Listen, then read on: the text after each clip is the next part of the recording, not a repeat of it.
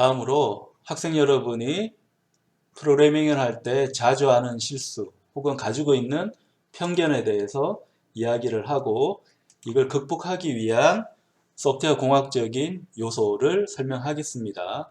자, 우리가 공부할 요소는 consume이라는 요소입니다. consume은 소비하다인데, 자, 여러분들이 코딩을 할 때 이 함수를 잘 쓰지 않으려는 경향이 많습니다.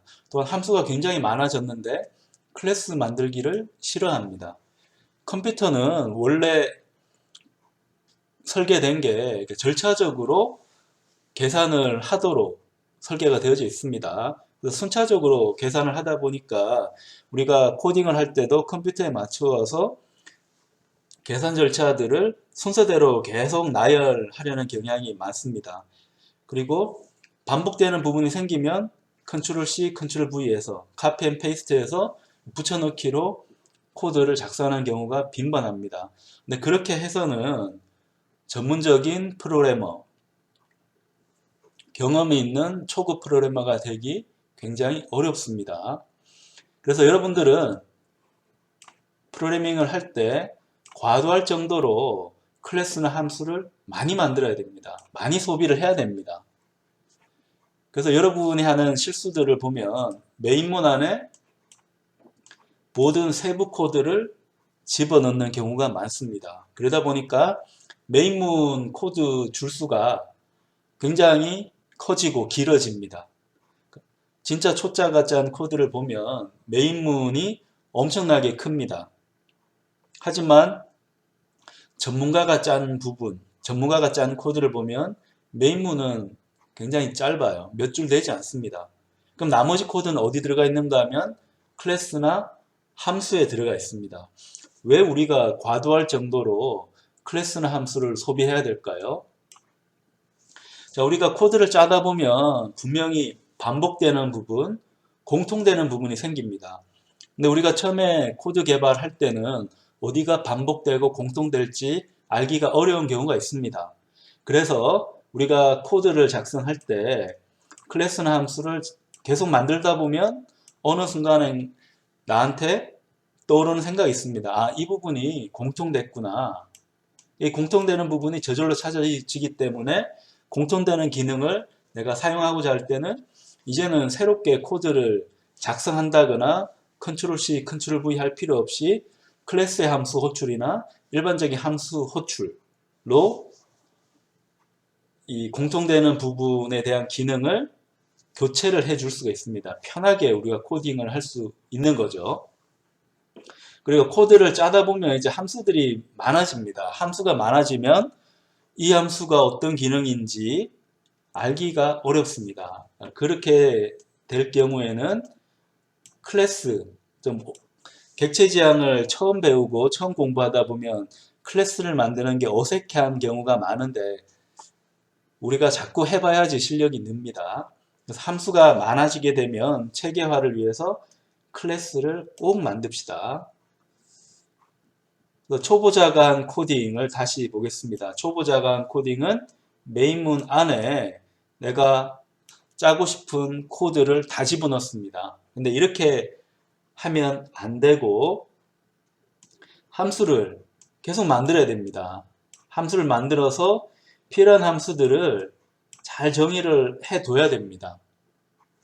자, 이렇게 하는 방법이 consume 요소입니다. 함수나 클래스를 과도하게 소비하자. 다음으로 abstract 요소, 추상화 요소에 대해서 살펴보겠습니다.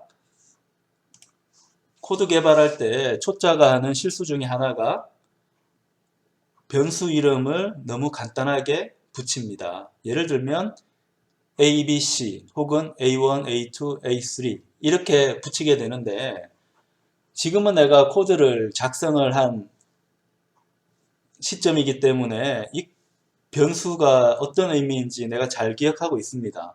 근데 한 달, 두 달, 6개월, 1년이 지나면 이 코드에 있는 이 변수가 어떤 역할인지 나조차도 모릅니다. 그 말은 나랑 같이 협업하는 동료도 이 코드를 보면 알아먹기 힘들다는 거죠. 그래서 클래스라든지 함수, 변수, 상수 이름은 특성이 잘 드러나도록 추상화해서 장명을 해야 됩니다. 그래서 이름만 보면 전체 작용을 잘 알 수 있도록 장명을 잘 해야 됩니다. 하지만 애석하게도 우리가 사용하는 이 프로그래밍 언어는 주로 영어로 구현되어져 있고 영어로 장명을 해야 됩니다. 그래서 어색한 부분이 많아서 한글을 영어로 쓰는 경우도 있는데 그렇게 하면 안 되고요. 영어 뜻 그대로 외국인이 보더라도 의미를 알아먹을 수 있도록 이름이 좀 길어지는 건 괜찮습니다. 이름이 좀 길어지더라도 정확한 의미가 들어가도록 장명을 해줘야 됩니다. 그래서 예전에는 코드를 짤 때 여기다가 코멘트를 많이 붙이라고 했습니다. 코멘트 많이 붙여서 여기 뭐 최대값이다 뭐 이렇게 붙이라고 했는데 변수명이나 함수명에 해당 기능을 잘 추상화해서 장명을 하게 되면 코멘트를 붙일 이유가 없습니다. 변수 이름을 보면 뜻을 알아요. A, B라고 하면 뭔지 모르는데 맥스 값, 썸 값 이렇게 붙여놓으면 아 얘는 합산할 때 한계치 맥스를 정해주는구나. 이 변수는 계산한 결과, 합산한 결과를 받는 변수구나 라는 걸 알 수가 있습니다. 그렇기 때문에 코멘트를 붙일 이유가 없습니다. 지금은 필요한 경우에는 코멘트를 붙여야 되겠지만 지금은 코멘트를 너무 많이 붙이는 것도 문제입니다. 자, 그래서 변수명, 함수명, 클래스명에 해당 기능이 잘 드러나도록 이름을 잘 붙여야 됩니다. 특히 조심할 부분은 숫자는 이름을 붙이지 않는 경우가 있는데 특히 이 숫자는 이 자체로는 의미 파악이 무척 어렵습니다. 그래서 숫자도 상수명을 붙일 수 있기 때문에 프로그래밍 언어의 문법에 맞도록 숫자를 쓰지 말고 상수를 정의해서 꼭 사용하게 됩니다. 이렇게만 하더라도 여러분의 프로그래밍 실력은 상당한 부분까지 올라갈 수 있습니다. 예를 들면 여기에 100이라는 숫자를 썼는데 이렇게 쓰지 말고 maxsum이라고 하는 상수를 define을 하고 이 maxsum은 100이 되도록 표시를 해 놓습니다. 그러면 내가 6개월 뒤에 자, 이 덧셈에 대한 한계를 100이 아니고 1000으로 만들고 싶으면 define이 돼 있기 때문에 이것만 바꿔주면 되는 거죠. 하지만 초보자들이 짠 코드는 내가 6개월이나 1년 뒤에 이 코드를 계산할 때 100이 아니고 1000으로 바꾸고 싶다고 하면 코드를 일일이 분석해야 됩니다. 분석하는 데 시간이 많이 걸리죠. 그리고 분석이 완벽할 수 있을까요? 완벽할 수 없기 때문에 오류가 또 납니다. 그래서 이 100을 찾아서 고쳐줘야 되는데 그렇게 하기보다는 원래 코드를 짤 때, 처음부터 코드를 짤 때 define을 이용해서 숫자에 대한 이름을 붙여주면 이 문제, 이 어려움을 해결을 할 수 있습니다. 우리 프로그래밍 수준을 전문가 수준으로 올리기 위한 피카소 요소를 알아보겠습니다. 자, 이번에 생각할 요소는 세이브 요소입니다. 저장하기인데 이 저장하기는 전문적인 프로그래머가 되기 위해서 굉장히 중요한 요소입니다. 우리가 클래스나 함수를 가능하면 많이 만들라, 과소비하라고 했습니다. 자, 과소비하게 되면 나만의 클래스, 나만의 함수가 계속 쌓입니다. 자, 이런 나만의 클래스나 함수를 쌓아뒀으면 저장을 해서 재활용을 할 수가 있습니다. 재활용하는 부분은 굉장히 중요합니다. 컴퓨터 소프트웨어 개발할 때 중요한 요소는 시간입니다. 마감일이 정해져 있기 때문에 마감일을 단축하면 단축할수록 우리 회사의 부가가치는 올라가게 됩니다. 그래서 코드 개발 시간을 줄여야 되는데 코드 개발 시간을 줄이는 확실한 방법은 나만의 검증된 코드가 있으면 되는 겁니다. 그러면 개발 시간을 확실하게 줄일 수 있습니다. 자, 학생 여러분들 한번 생각을 해보세요. 지금까지 수년 동안 컴퓨터 프로그램을 짜왔는데 나만의 코드가 있나요? 코드가 프로그래머의 자산입니다. 자, 이 자산은 재활용할 수 있는 코드인데 이런 프로그래머의 자산이 나한테 있나요? 없다면은 지금부터라도 내가 짠 코드들을 저장을 해서 재활용할 수 있도록 해야 됩니다. 자, 밑에 코드를 보면 초보자 코드는 메인문에 다 집어넣고 변수와 함수가 복잡하게 얽혀있기 때문에 이 코드를 메인문 자체를 재활용할 수 있겠지만 안에 있는 기능들을 재활용하기는 어렵습니다. 코드들이 어떻게 연결되어 있는지 알 수가 없기 때문에 그렇습니다.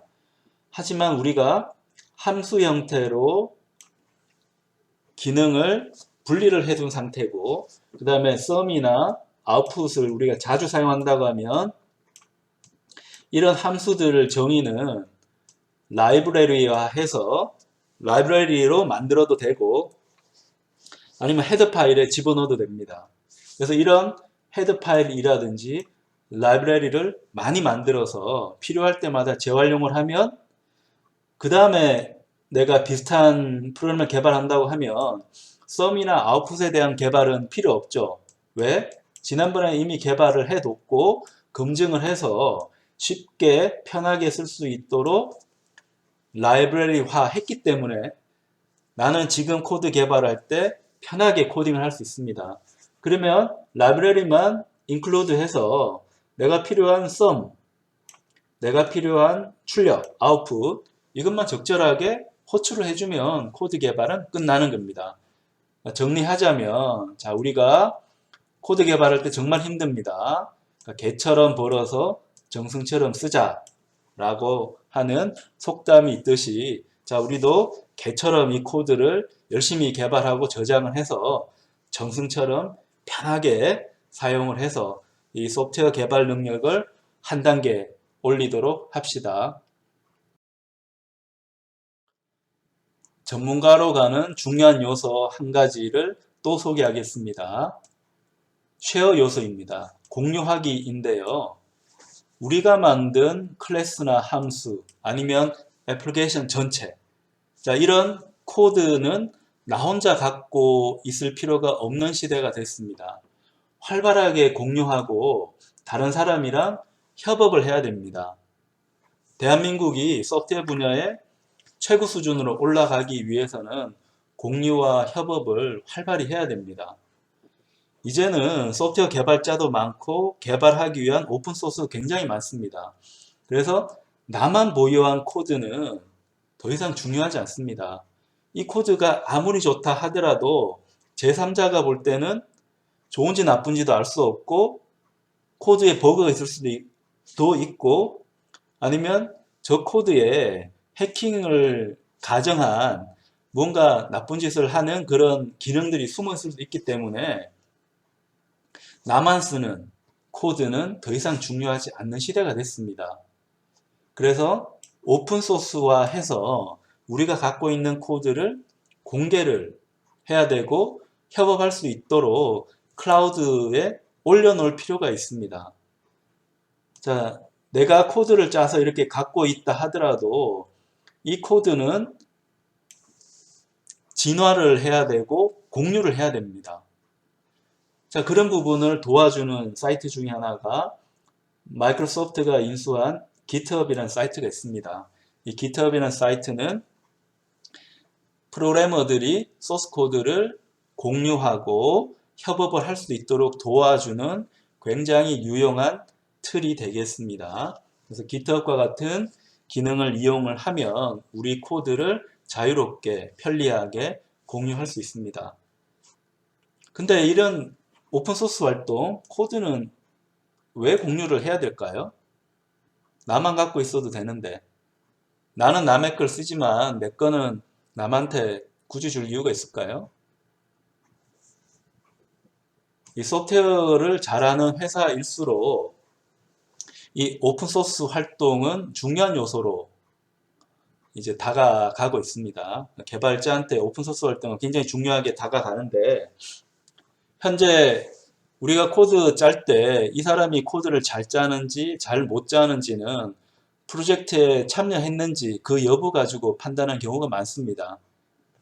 우리가 회사에서 면접을 볼 때 이 면접관한테 나를 어필하기 좋은 거는 프로젝트에 참여했고 내가 어느 정도 수준의 코딩 능력을 보유하고 있다는 걸 이제 잘 PR을 해야 되는데, 이 면접관 입장에서 볼 때는 시간도 얼마 없는 상황에서 이 친구가 얼마만큼 소스 코드 개발 능력이 있는지 확인하기가 참 어렵습니다.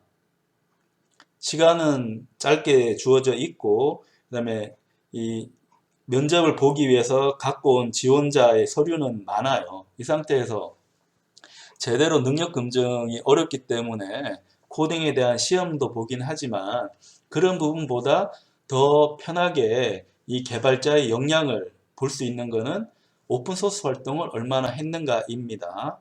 그래서 이 친구의 코드가 GitHub에 올라가 있고 GitHub에서 이 코드가 많이 포크가 되고 공유가 됐다고 하면 뭔가 능력이 있는 거라 볼 수 있겠죠. 그래서 우리가 우리 회사에서 뽑기 위한 인재라고 하면 이 GitHub 사이트에 들어가서 이 친구의 오픈소스 활동 이력을 찾아보면 이 사람의 능력을 어느 정도는 짐작할 수가 있습니다. 그래서 전체적으로 소프트웨어 개발자의 능력 검증이 오픈소스 쪽으로 많이 이동을 하기 때문에 우리도 우리 코드를 공유하면서 우리 능력을 잘 PR을. 마지막 피카소 요소를 설명하겠습니다. Objectify 요소인데요. 객체 지향화 하라는 요소입니다. 자, 우리가 여러 가지 능력이 있을 수 있지만 이 프로그래머한테 가장 중요한 능력은 코드 개발을 버그 없이 잘 하는 겁니다. 그 여러 천재적인 개발자들이 아이디어를 많이 냈는데 현재까지 코드 개발할 때, 대규모 코드 개발할 때 가장 유용한 방법론은 객체 지향입니다. 근데 객체 지향이라고 하면 자바를 쓴다든지 C샵이나 C++를 쓰면 객체 지향이라고 오해를 하지만, C 언어로 코딩을 하더라도 객체 지향 개념을 집어넣고 코드 개발을 하면 그 코드는 객체 지향 코드인 겁니다. 그래서 코드가 객체 지향이 되도록 해야 되고, 객체 지향을 한다고 하는 것은 내가 만든 이 코드 체계가 프레임워크처럼 되는 겁니다. 함수 간에 혹은 클래스 간에 인터페이스가 잘 정의되어져 있고 이 코드의 틀이 잘 정해져 있기 때문에 협업도 편리하고 상속을 통해서 진화시키는 것도 가능한 이런 코드를 만들려고 노력을 해야 됩니다. 우리가 객체 지향도 많이 공부했지만 이게 하루아침에 되지 않습니다.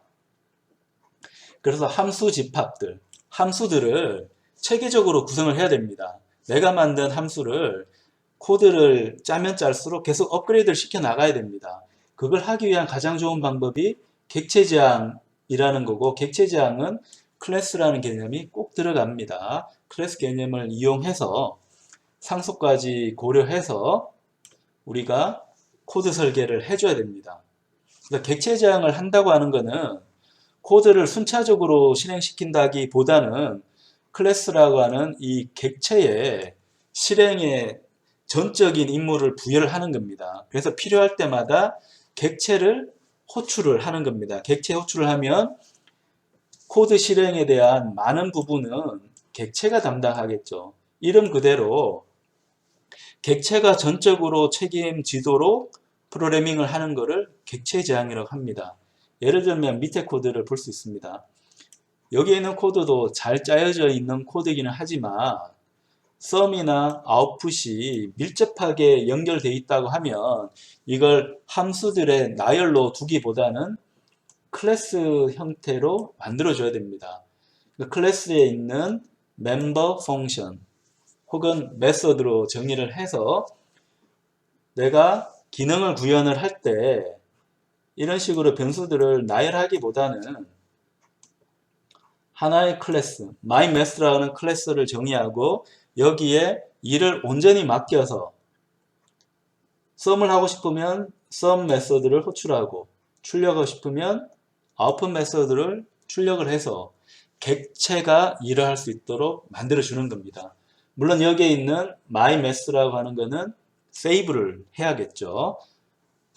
저장을 해서 재활용할 수 있도록 라이브러리화를 꼭 해줘야지 전문적인 프로그래머로 성장을 할 수가 있습니다. 여러분에게 소프트웨어 공학을 소개한 이유는 여러분이 초급 프로그래머에 머물러 있지 말고 앞으로 경험이나 공부를 통해서 중급이나 고급 프로그래머로 성장하라는 의미에서 소프트웨어 공학에 대한 내용을 소개를 했습니다.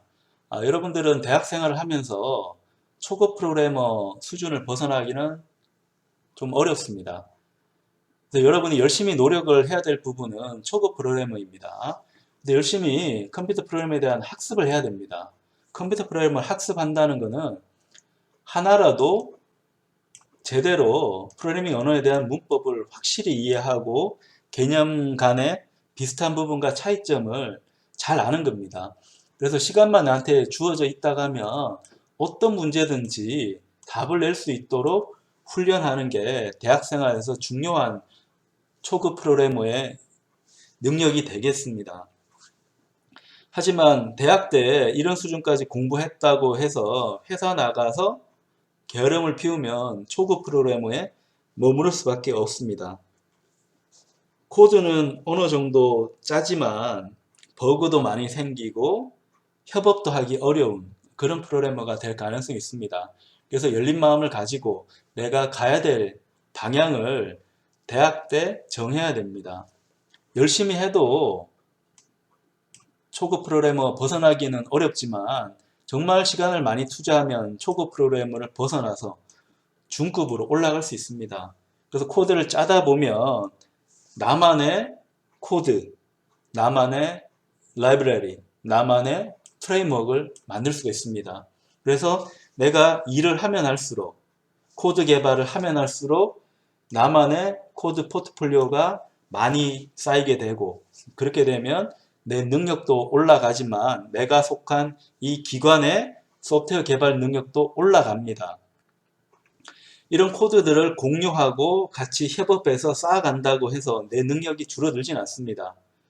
코드 짜본 사람은 알지만 이 코드를 잘 알고 있는 사람이 옆에 없다고 하면 소스 코드를 가지고 있다 하더라도 그 소스 코드는 쓸모없을 때가 많습니다. 그래서 요즘은 이 코드를 서로 공유하라는 요구가 많아지고 있습니다. 내가 코드를 10년, 20년 열심히 짤 수 있겠지만 그 코드는 짜면 짤수록 이제 프레임워크 측면에서는 망가지기 시작합니다. 꼼수를 쓰기 때문에 문제가 생깁니다. 근데 그런 거를 같이 도와줄 사람이 필요하고 그렇기 위해서는 공유해가지고 개발하는 게 훨씬 더 내 실력을 올릴 수 있는 그런 기회가 됩니다. 그래서 중급 프로그래머는 개인적으로 활동하는 프로그래머가 올라갈 수 있는 최고 수준이라고 볼 수 있습니다. 누구한테도 없는 나만의 프레임워크, 코드를 가지고 있기 때문에 이 친구한테는 일을 맡기면 프리랜서로서 일을 맡기면 주어진 시간 안에 버그가 거의 없는 효과적인 코드를 개발할 수는 있습니다. 이런 정도 수준이 되도록 나만의 코드들을 이제 개발을 해야 됩니다. 어떤 문제를 푸는 데만 급급하면 코드를 개발하면 개발할수록 힘만 들고 내 능력은 올라가지는 않습니다. 그래서 검증된 코드를 쌓아가는 그러니까 그런 연습을 많이 해야 됩니다. 그걸 도와주는 게 객체지향이라고 볼 수 있습니다. 근데 정말 컴퓨터 프로그램을 잘하는 사람은 코딩을 잘하는 사람이 아니고 협업을 잘하는 사람이 있습니다. 이런 사람은 고급 프로그래머라고 할 수가 있습니다. 이 고급 프로그래머는 자기가 코드를 직접 짤 필요가 없습니다. 픽처와 인터페이스 요소에도 이야기했듯이 설계도를 잘 그리고 함수와 클래스 간에 인터페이스만 잘 만들어 놓으면 코드 업무를 분담시키면 됩니다. 그러면 초급 프로그래머, 특별한 기능이 필요하지 않고 효율적일 필요가 없는 함수나 클래스는 초급 프로그래머한테 맡길 수 있겠죠.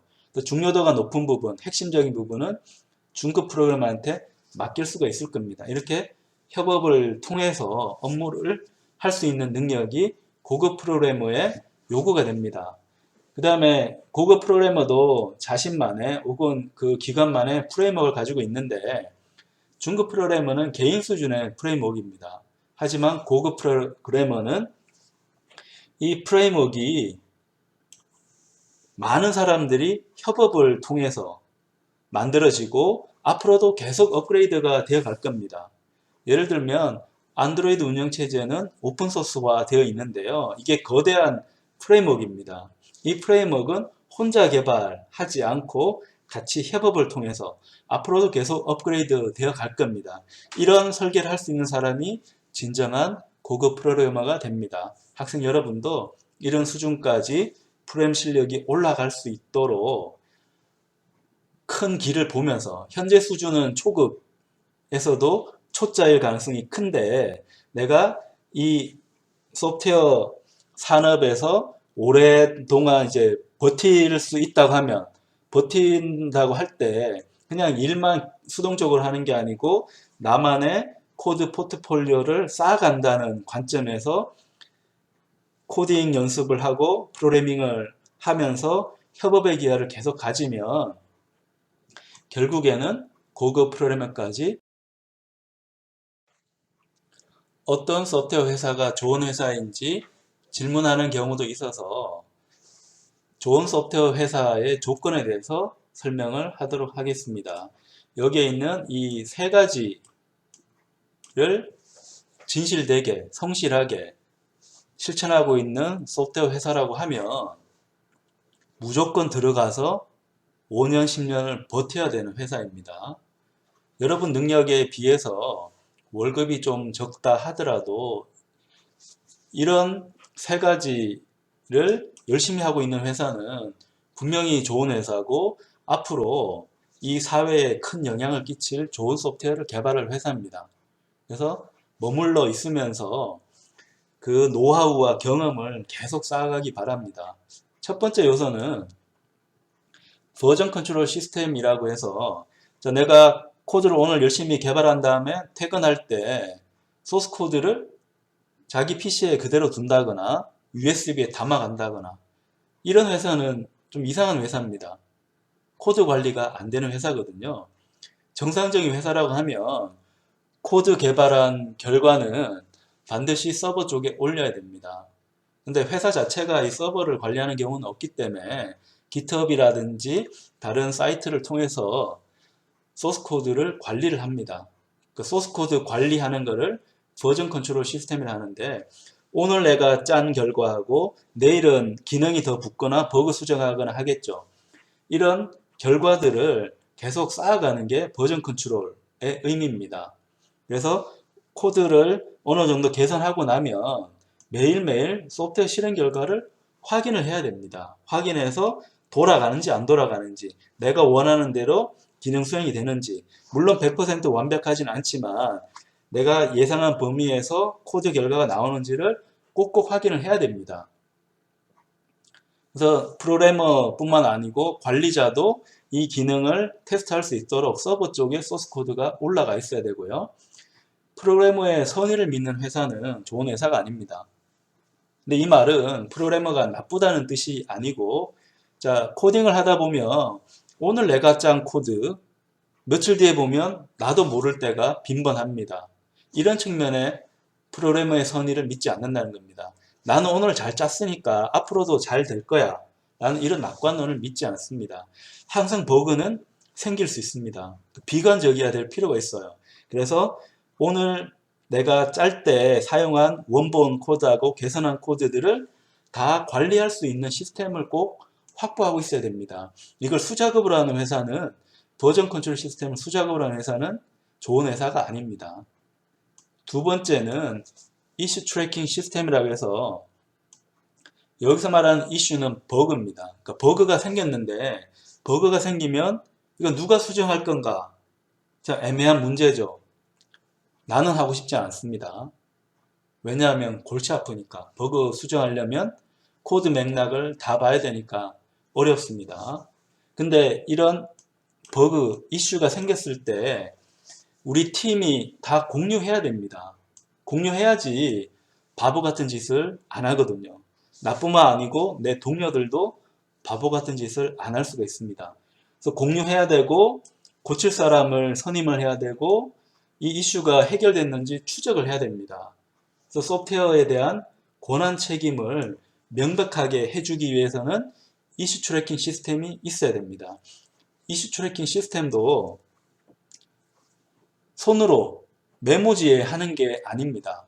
그게 아니고 시스템을 만들어서 그 시스템, 컴퓨터 시스템에 등록하고 관리하는 절차가 있어야 된다는 뜻입니다. 세 번째는 코드 리뷰입니다. 정말 좋은 회사들은 코드 개발한 결과를 2명 이상이 같이 보도록 합니다.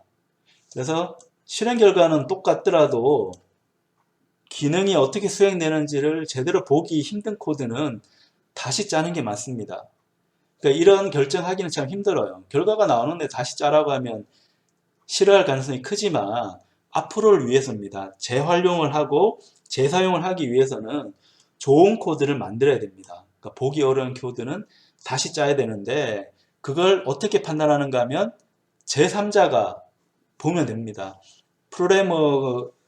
프로그램을 짠 이 프로그래머뿐만 아니고 나의 동료, 나의 단짝이 이 코드를 봐서 이 코드가 제대로 돌아가는지를 보면 코드 리뷰가 정상적으로 되는 회사라고 알 수가 있습니다.